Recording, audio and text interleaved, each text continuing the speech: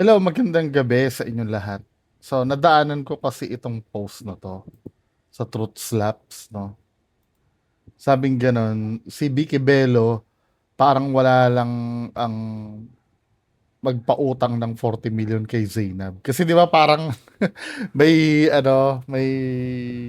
kumakalat na kwento dyan na parang nabiro yata ni Zainab. Correct me if I'm wrong na uutang daw ng 40 million din. Lalabasan agad ni Vicky Bello ng cheque.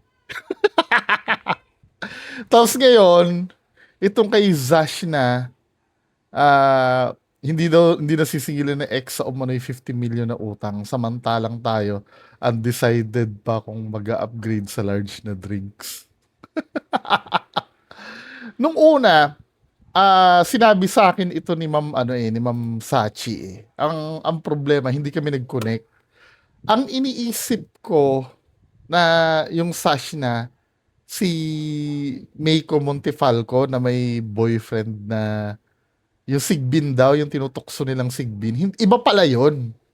Ayun na nasa isip ko. Kaya sabi kong ganon, siguro mga binigay niya yun siguro dahil syempre siya yung gumagastos do sa boyfriend niya dati na parang pinaubaya niya na lang. Ngayon, hindi kami nag-connect kasi iniisip ko yung Meiko Montefalco. Iba pa pala si Sash na Laparan. Si Sash na Laparan, meron siyang boyfriend na yung si Boss G na yung nagpa-invest sa crypto. 'Di ba? Yun ang pagkakaalam ko eh. Tapos parang analogi sa kanya 150 million yata. Tapos maraming nag-invest sa kanya, no. So ito yung post ni Sash na yung regarding do sa 50 million, no. Ah, Sabi gano'n, Mark Pascual, salamat sa 3 years sa lahat ng happy memories sa pag-aalaga mo at sa pagmamahal na binigay mo sa akin. Hindi ko madi-deny na minahal mo talaga ako ng sobra.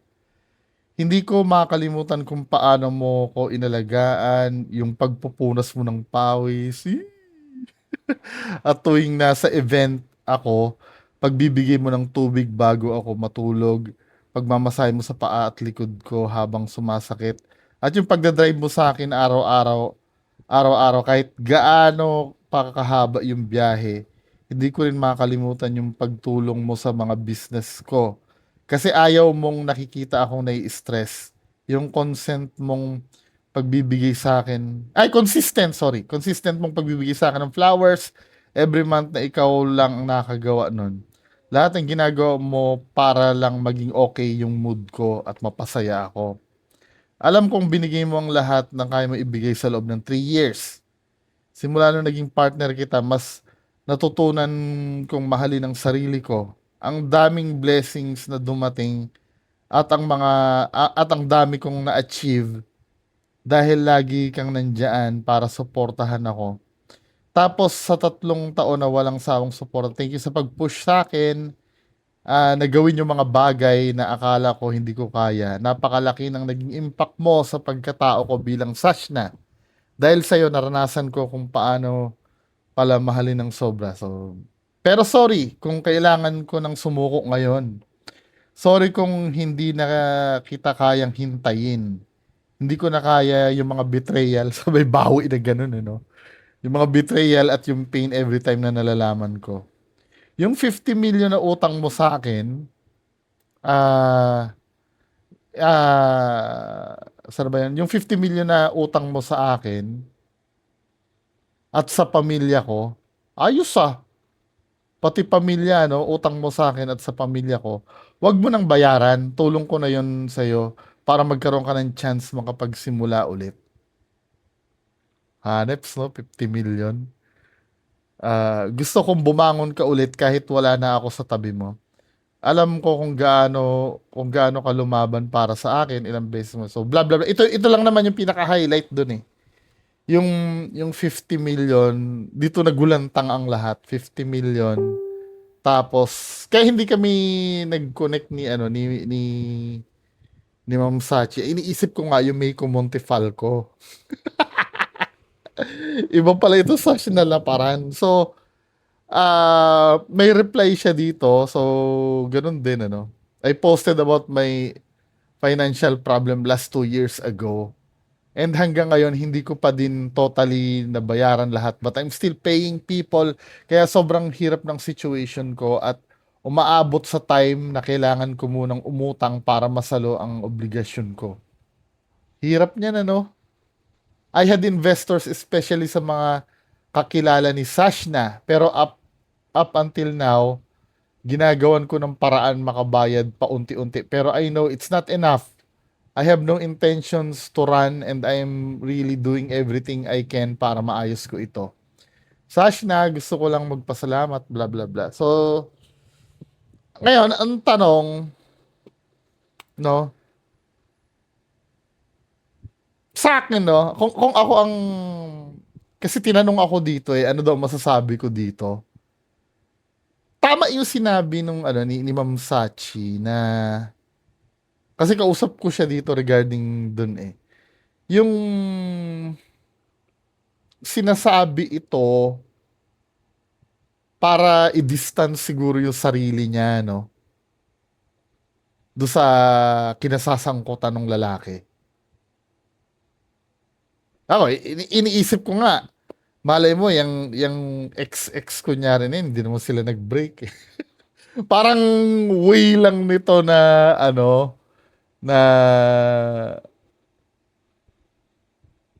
i-distance lang yung sarili niya.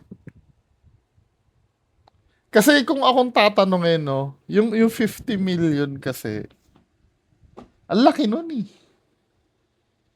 Ang laki nun para hayaan mo na well, choice niya naman yun, ano bang pakialam natin, no? Pero kung ile-level mo, kahit sa mga kakilala kong mayayaman, yung talagang mayaman ha, kahit nga 1 million, malaking bagay sa kanila Pero 50 million, kalahati ng 100 milyon, di ba?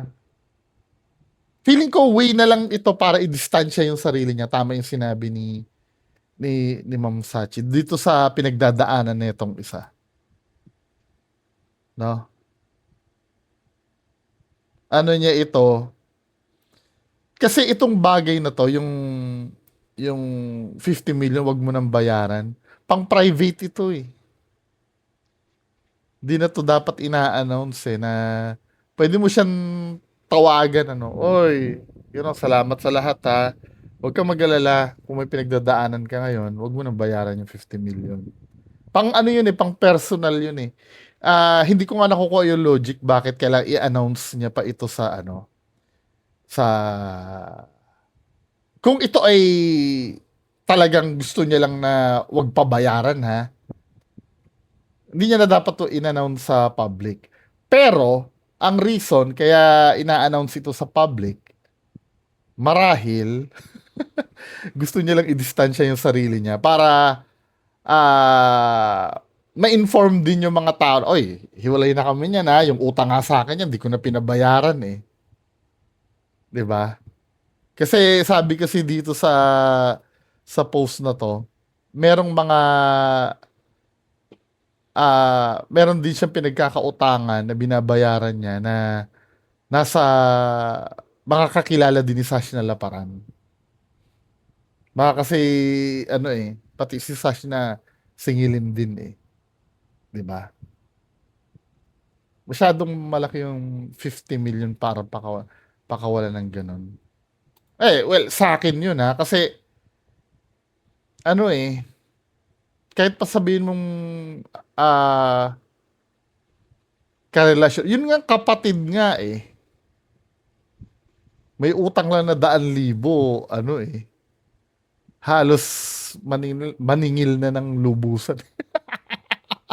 'Di ba? Yan pang 50 million na yan tapos hindi mo naman kaano-ano, ex mo pa.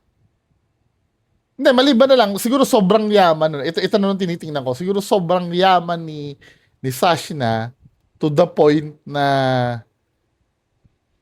kaya niyang pakawalan yung para sa peace of mind. No? Pero hindi Ano lang to, feeling ko parang ina-announce lang 'to sa public para hindi na siya konektado dun kay Boss G, 'di ba? Sa mga investors ni Jed, sa mga nagpahiram sa kanya, gusto ko lang linawin na wala akong napakinabangan kahit piso, sabi ko na eh.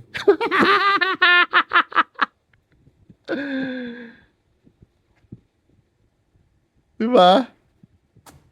Sorry, sorry kung napagod na ako. Sorry kung kailangan ko na piliin sarili ko. Baby, please. Always remember na kaya mo. Hindi pa tapos ang buhay. Marami pang pagkakataon para bumangon at magsimula ulit. Kasi ako, kahit gaano kahirap, kinakaya ko pa rin. Feeling ko may something pa rin dito sa dalawa na to. Pero for the sake na hindi lang siya madamay, no? Ginawa siguro nila itong post na to. 'Di ba?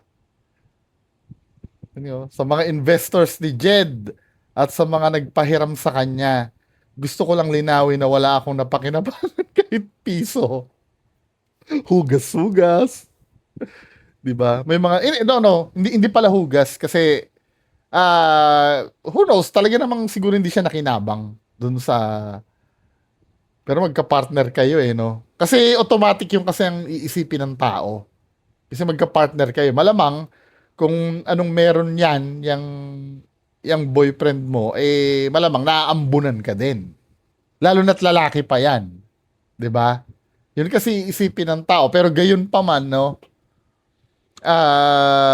Maybe, no, wala ka naman talaga sigurong nakuha, no? May mga decision siyang ginagawa na kahit ako, hindi ko na rin maintindihan at wala akong kaalam-alam. Pero alam ko at naniniwala pa rin ako na balang araw maayos yan lahat.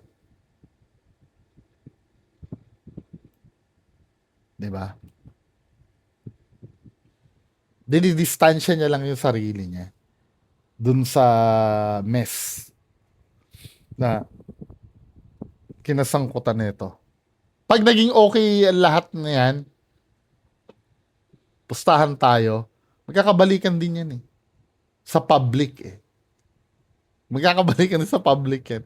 Feeling ko sa ano lang to, sa public lang to na pinalabas nila. Kasi baby pa rin yung tawag eh. So, yun lang masasabi ko ha, sa mga nag-post nito. Sorry ha, nung una kasi talaga, alam ko, ito yung may boyfriend na si Bin. Hindi pala siya yun. Si Meiko Montefalco pala. So, yan lang muna pag-uusapan natin. Oy, mamayang 12, no? May ipapalabas ako na bonus footage nung investigation. Kung interested lang naman kayo doon sa pagpunta namin sa Twin Mansion. Kasi hindi lang Twin Mansion yung pinunta namin, pati yung barracks nung caretaker eh. May namatay kasi doon, so nag-investigate kami. Kung interesado lang naman kayo, okay lang naman kung hindi. So, yan lang muna yung pag-uusapan natin. Magandang gabi sa inyo lahat. Bye-bye.